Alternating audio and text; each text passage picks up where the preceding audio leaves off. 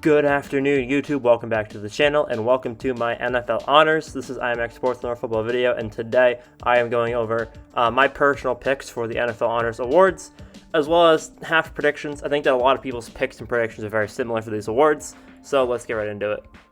First off, for Defensive Rookie of the Year, we have Sauce Gardner. I tried very hard to give Aiden Hutchinson this award. I think Aiden Hutchinson had a phenomenal season. I tried so hard to not give it to the Jets player, but I just couldn't find an excuse not to give it to the Jets player. For those of you who don't know, I am a Patriots fan.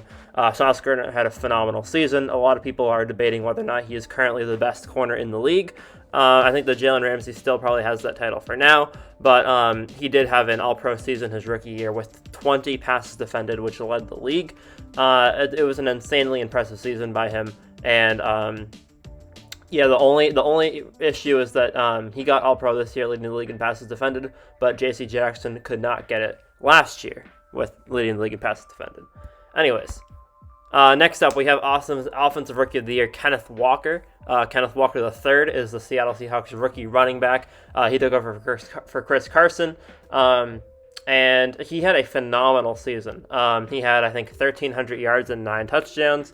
A lot of people say that there's a bunch of wide receivers who are all around 900, 1,000, 1,100 yards, 3 to 6 touchdown range. But although they all had phenomenal seasons, Kenneth Walker was a beast for most of the year. He even took a few weeks to get started, and he still had 1,300 scrimmage yards and 9 touchdowns. I think that he's going to be amazing for them going over in the future. He definitely helped out Geno Smith in that offense, because the few weeks before they started using him consistently, their offense was not doing great. And then once they started having him as their main exclusive running back, Geno Smith's passing game was able to open up a lot. I think people underestimate exactly how much he was able to help the Seahawks, not only simply from what he gave them on the ground, but also how he helped them in the passing game. And he just had a phenomenal season. Moving on to Coach of the Year, we have Brian Daboll.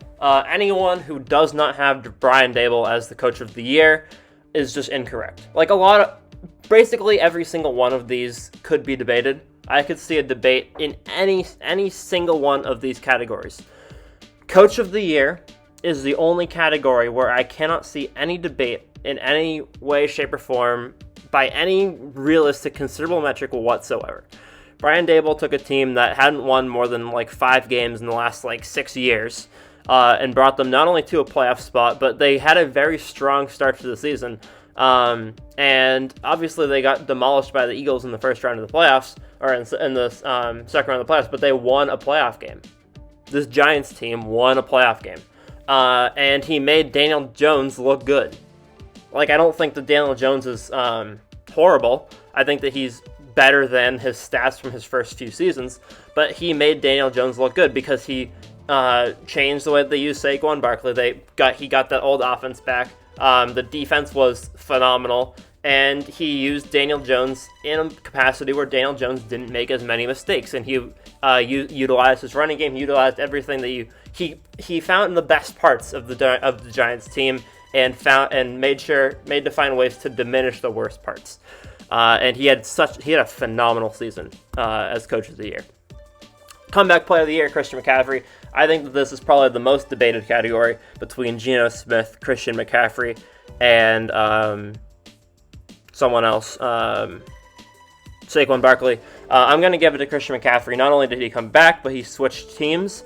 And switching teams, he was undefeated on the 49ers until the NFC Championship game, where both of their quarterback and their backup quarterback went out. Christian McCaffrey carried them a couple of different games, and he is just such a versatile player. He came back from injury this year in his first full season in 3 or 4 years, and he did not disappoint. He had, I think, 1,900 yards and almost 13 or 14 touchdowns. Can't get a whole lot better than that.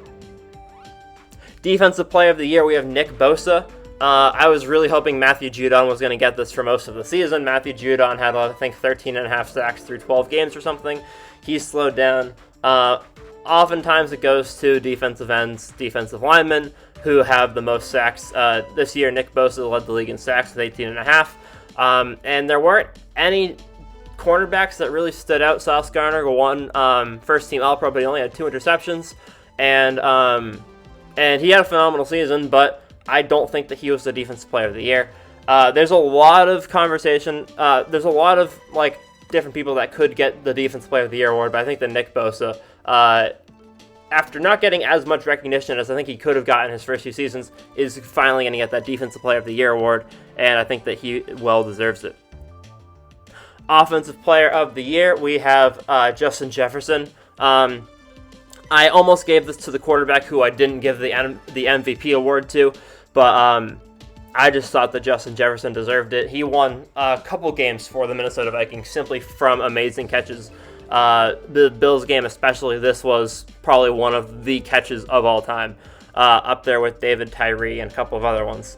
Obviously, the game that it was in wasn't as monumental as the Tyree catch or the Julian Edelman catch or some of these other amazing ones. If this was a playoff game, this would go down as an all-time catch. But for a regular season, this is an all-time regular season catch. And I think that 1,800 yards or whatever he had and however many touchdowns he had, he really carried the Vikings offense this year when Kirk Cousins was having a down year statistically. Their running game obviously performed very well, but Justin Jefferson, in my opinion, was the Offensive Player of the Year. Other people that could go to include Josh Jacobs and obviously Jalen Hurts, as I do not have him for MVP, but yeah. MVP, we have Patrick Mahomes. I made a video on Patrick Mahomes versus Jalen Hurts a few weeks ago on who I believed was going to get the MVP award. Because of Jalen Hurts' injury missing a few games, I am going to give it to Patrick Mahomes. Mahomes had a phenomenal season. Nobody was anywhere close by passing metrics. The only reason why Jalen Hurts is in the conversation is because of his rushing stats and his team record. But missing those couple of games, I think is going to give Mahomes the edge for the MVP. I went into more detail comparing statistical seasons of different players and seeing, okay, who did they value time played or wins. Obviously, time played was a major factor, and wins were a major factor in a lot of seasons.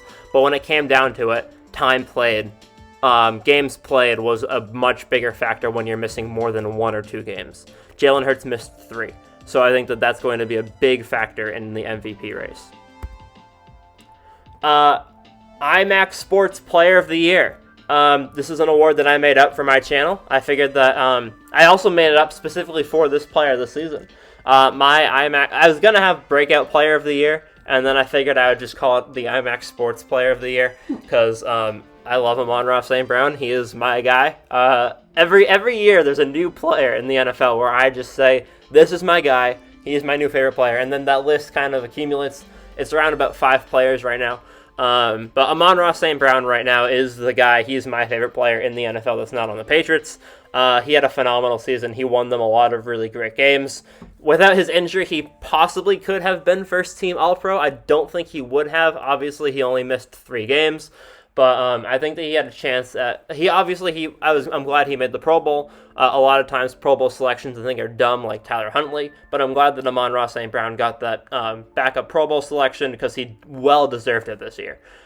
He was amazing on fantasy. He was amazing on the Lions. He was just amazing overall.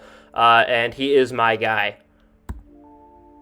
And for the Walter Payton Man of the Year award, obviously I don't know who the Walter Payton Man of the Year award winner will be. I have no idea how to predict this or anything about it. So I figured I'd just honor Andrew Whitworth for winning it last year. He won the 2021 award, and then he won the Super Bowl. So pretty good year for him this year. I have no idea who it's going to go to, but it's always the most prestigious award outside of potentially MVP. So I wanted to recognize him for that, and I will recognize the 2022 winner in next year's Walter Payton Man, in next year's NFL Honors video.